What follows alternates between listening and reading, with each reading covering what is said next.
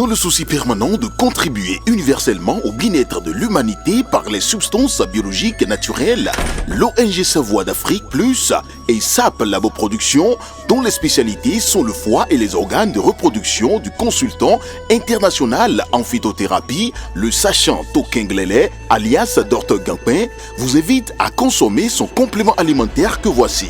Gampin Siro est un complément alimentaire qui favorise la multiplication des cellules du foie et le bon fonctionnement du côlon. Il stimule par son action énergétique le désir sexuel en corrigeant les troubles érectiles, l'éjaculation précoce, augmente la libido et corrige la fatigue physique et mentale. Le siège est dans Cotonou à Zobo, non loin du 10e arrondissement. Contact plus 229 60 60 20 65 97 25 03 61 95 53 70 70.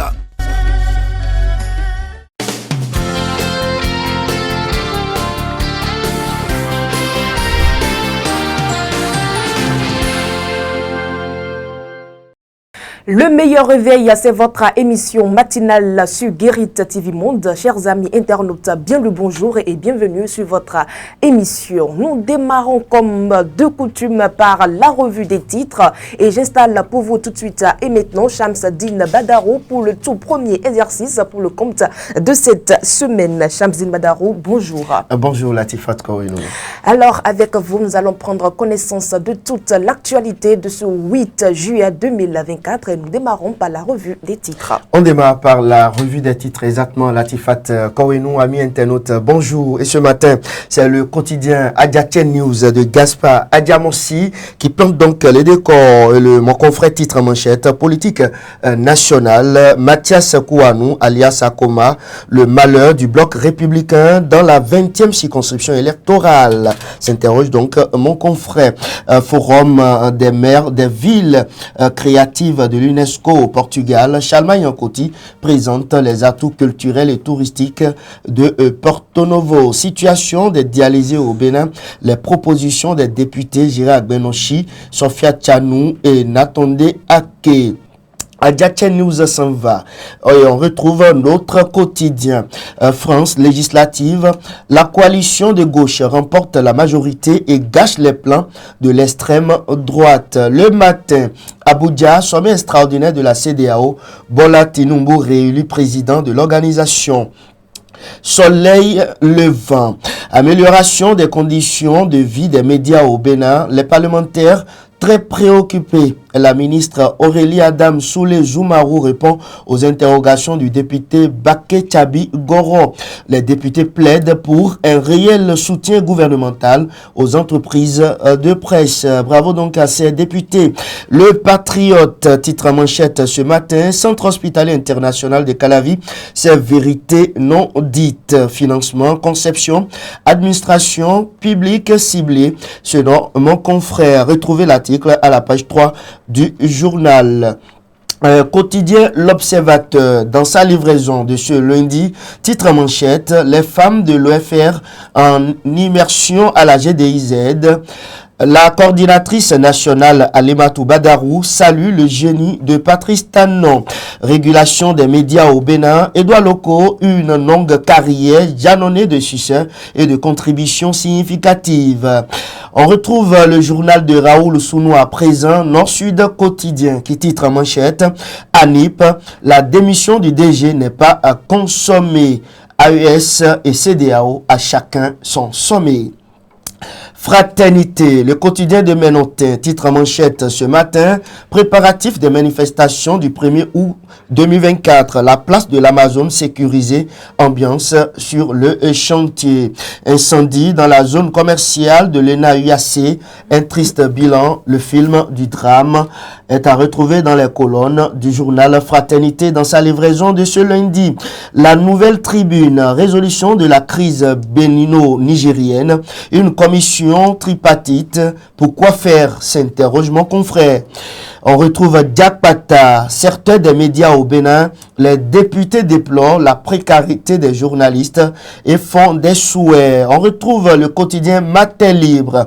Matin Libre qui titre en manchette ce matin: Bénin-Niger, Théodore Olo, j'ai espoir pour la réouverture des frontières. La Nation, pour terminer ce matin, Latifat Kowenou, le quotidien du service public, titre en manchette: Opération Mirador, la lutte contre le terrorisme évaluée. Voilà ce qu'on peut retenir en ce qui concerne la une de la presse de ce lundi 8 juillet 2024. Merci à vous, Shamsadine Badarou. C'est avec vous que nous enchaînons avec la présentation de l'actualité de ce matin. Le taux d'admissibilité du BEPC est connu. C'était ça, Latifat Kowenou. Les statistiques pour le brevet d'études du premier cycle BEPC, session unique de juin 2024, commence à tomber. La délibération en cours à la direction des examens et concours donne un taux d'admissibilité de 73,14%. L'année dernière, ce taux était de 69,61%. Latifat Kowenou, il faut dire que on a constaté tout simplement une augmentation de 4,53%. Les détails par département seront communiqués certainement dans la journée ou au plus tard demain. Autre actualité, Pascal Niamolenda demeure le directeur général de l'ANIP selon Wilfried Léandre Moubeji. Le 2 juillet 2024, des informations relayées par la presse indiquaient que la démission du DG ANIP de son poste de directeur général de l'Agence nationale d'identification des personnes ANIP. Donc, Wilfried, comme vous venez de le dire, le porte-parole du gouvernement béninois, Wilfried Léandre Moubeji, a démenti cette information, affirmant que le président Patrice Talon n'a reçu aucune démission du DG. Les fêtes religieuses tombant sur un dimanche, les députés Mokour Boko et Taïrou proposent que le lundi suivant soit férié.